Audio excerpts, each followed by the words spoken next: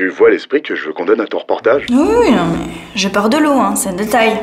Écoute, super, t'as une semaine pour régler ça. Allez, prends soin de toi.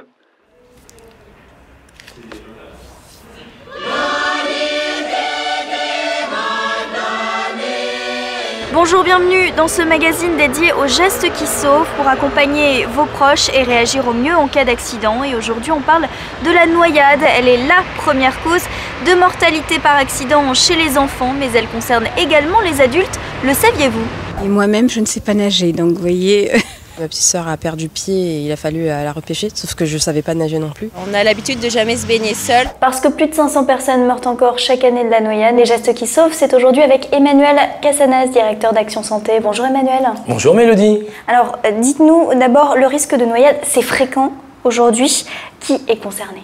C'est fréquent et régulier et ça concerne tout le monde, en particulier les enfants.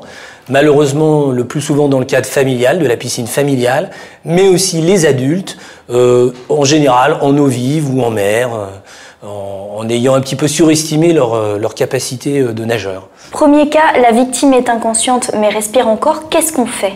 C'est une relative bonne nouvelle puisque nous allons dans ce cas-là pouvoir nous contenter de protéger la victime en l'installant dans une position qui favorise sa respiration et qui évite le risque d'inhalation, c'est-à-dire de vomissement qui reviennent dans les poumons. Alors peut-être plus en détail cette position? On va installer le patient sur le côté en lui dégageant les voies aériennes supérieures, c'est-à-dire en lui basculant légèrement la tête en arrière. Dans le deuxième cas, il ne respire plus, il ne bouge plus. Comment réagir au mieux? La situation là est plus dramatique puisque là nous sommes dans une situation comparable à celle d'un arrêt cardio-respiratoire. Il va donc falloir mettre en œuvre les mêmes techniques que face à un arrêt, c'est-à-dire le massage cardiaque externe.